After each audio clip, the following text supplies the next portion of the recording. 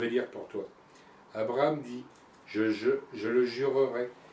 Il fit toutefois des reproches à Abimelech au sujet d'un puits dont les serviteurs d'Abimelech s'étaient emparés de force. Abimelech répondit, j'ignore qui a fait cela. Tu ne m'en avais pas informé, hein, et moi-même je n'en entends parler qu'aujourd'hui. Abraham prit des brebis et des bœufs qu'il donna à Abimelech, et ils conclurent tous les deux une alliance. Abraham mit à part 7 jeunes brebis. Abimelech dit à Abraham, qu'est-ce que ces jeunes brebis que tu as mises à part? Il répondit, tu accepteras ces 7 brebis de ma part, afin que cela me serve de témoignage, et que j'ai creusé ce puits. C'est pourquoi on appelle cet endroit Beersheba, parce que c'est là qu'ils prêtèrent tous les deux serment. Ils conclurent donc une alliance à Beersheba. Puis Abimelech se leva avec Picol, le chef de son armée, et ils retournèrent dans le pays des Philistins. Abraham planta des tamaris à Beersheba, et là il fit appel au nom de l'Éternel, le Dieu d'éternité. Abraham séjourna longtemps dans le pays des Philistins. Chapitre 2. Mise à l'épreuve de la foi d'Abraham. Après cela, Dieu mit Abraham à l'épreuve. Il lui dit, Abraham, celui-ci répondit, me voici. Dieu dit, prends ton fils unique et que tu aimes Isaac, va-t'en au pays de Morija, et là, offre-le en holocauste sur l'une des montagnes que je t'indiquerai. Abraham se leva de bon matin, sella son âne, et prit avec lui 2 serviteurs et son fils Isaac. Il fendit du bois pour l'holocauste et partit pour aller à l'endroit que Dieu lui avait indiqué. Le 3e jour, Abraham leva les yeux et vit l'endroit de loin. Il dit à ses serviteurs, restez ici avec l'âne, le jeune homme et moi, nous irons jusque là-bas pour adorer, puis nous reviendrons vers vous. Abraham prit le bois pour l'holocauste, le chargea sur son fils d'Isaac,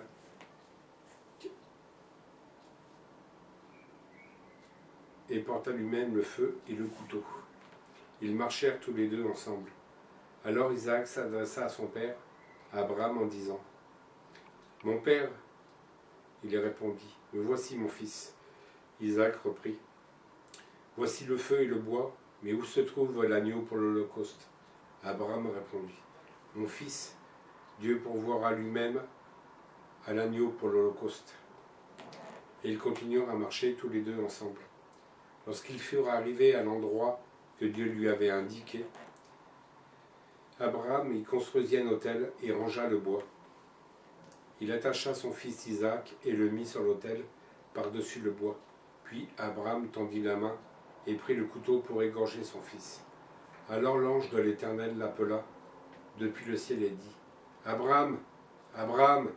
Il répondit, « Me voici. » L'ange dit, « Ne porte pas la main sur l'enfant et ne lui fais rien, car je sais maintenant que tu crains Dieu et que tu ne m'as pas refusé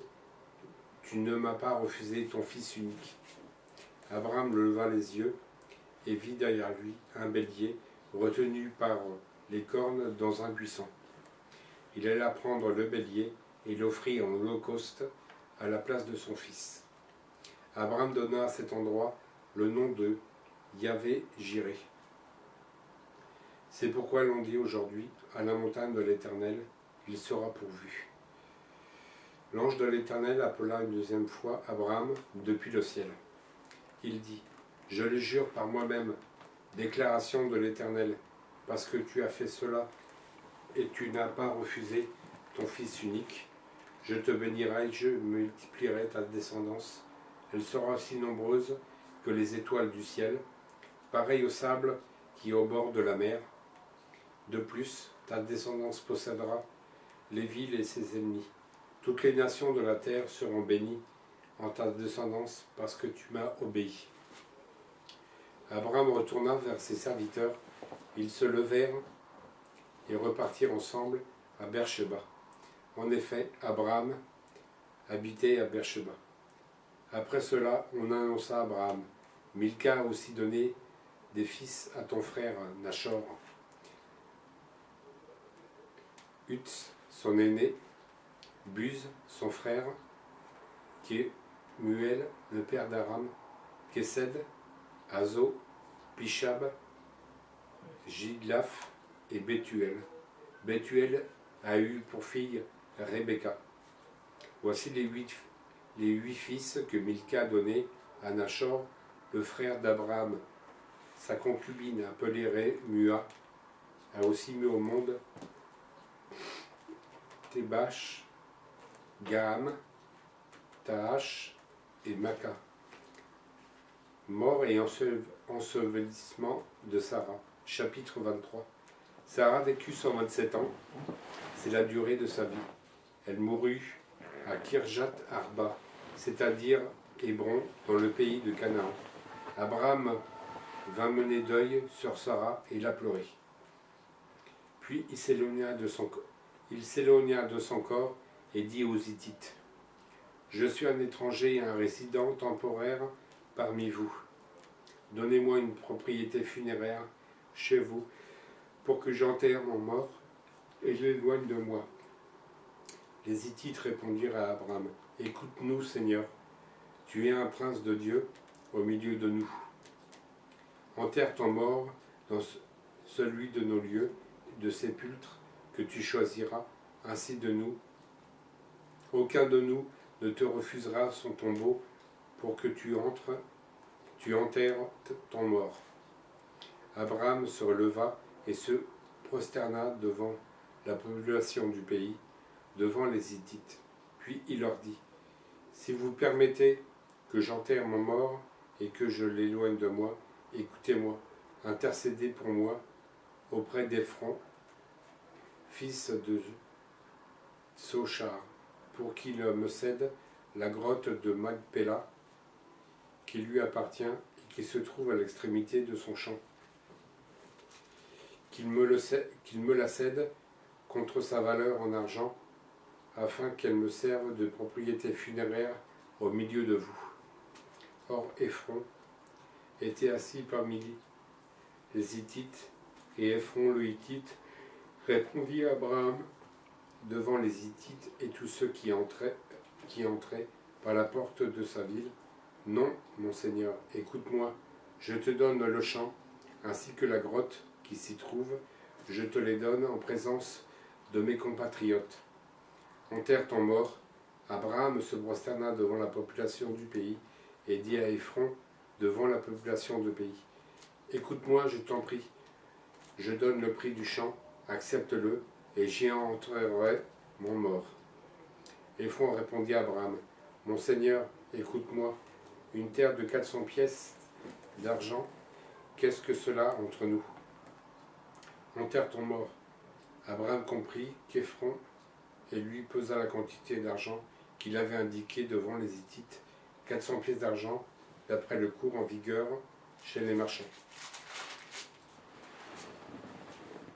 Le champ d'Ephron à Macpéla, vis-à-vis de Mamré, le champ et la grotte qui s'y trouve, avec tous les arbres qui sont dans le champ, dans la limite de son pourtour, devinrent ainsi la propriété d'Abraham en présence des descendants de Heth et de tous ceux qui entraient par la porte de la ville.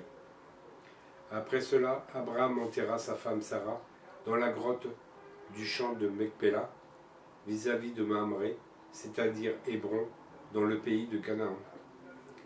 Là, le champ et la grotte qui s'y trouvent furent ainsi accordés comme propriété funéraire à Abraham par les Hittites. Demande d'Abraham à son serviteur. Chapitre 24. Abraham était vieux, d'un âge avancé. L'Éternel l'avait béni dans tous les domaines.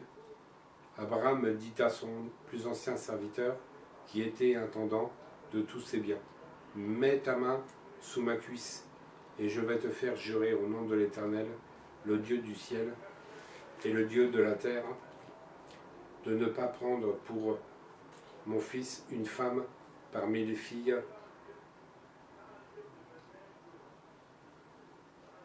des Cananéens, au milieu desquels j'habite, mais d'aller prendre une femme pour mon fils Isaac dans mon pays et dans ma patrie.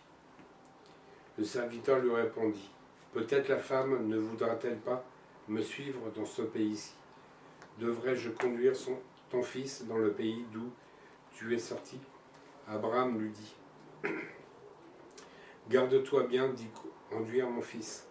L'Éternel, le Dieu du ciel, qui m'a fait quitter ma famille et ma patrie, qui m'a parlé et qui m'a juré, je donnerai ce pays à ta descendance, enverra lui-même son ange devant toi. C'est là que tu comprends, tu prendras une femme pour mon fils.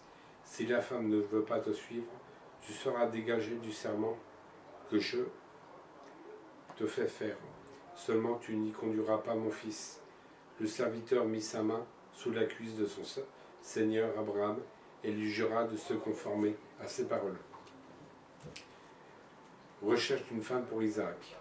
Le serviteur prit 10 chameaux parmi ceux de son seigneur et partit avec tous les biens de son seigneur à sa disposition. Il se leva et se rendit en Mésopotamie, dans la ville de Nachor. Il fit reposer les chameaux sur leurs genoux près d'un puits à l'extérieur de la ville. C'était le soir, le moment où les femmes qui vont puiser de l'eau sortent. Il dit, Éternel Dieu de mon Seigneur Abraham, donne-moi du succès aujourd'hui et fais preuve de bonté envers mon Seigneur Abraham. Voici que je me tiens près de la source d'eau, et les filles des habitants de la ville vont sortir pour puiser de l'eau. Que la jeune fille à laquelle je dirai, penche ta cruche pour que je boive, et qui répondra, bois, et je te donnerai aussi à boire à tes chameaux, soit celle que tu as destinée à ton serviteur Isaac. Par là, je reconnaîtrai que tu fais preuve de bonté envers mon Seigneur.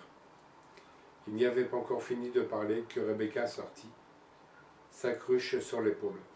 Elle était la fille de Bethuel, fils de Milka, femme de Nachor, le frère d'Abraham. C'était une jeune fille très belle. Elle était vierge, aucun homme n'avait eu des relations avec elle. Elle descendit à la source, remplit sa cruche et remonta.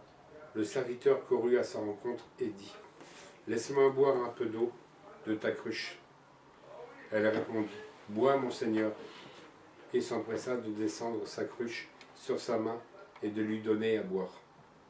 Quand elle eut fini de lui donner à boire, elle dit, « Je puiserai aussi pour tes chameaux jusqu'à ce qu'ils aient assez bu. » Elle s'empressa de vider sa cruche dans l'abreuvoir et courut encore au puits pour puiser.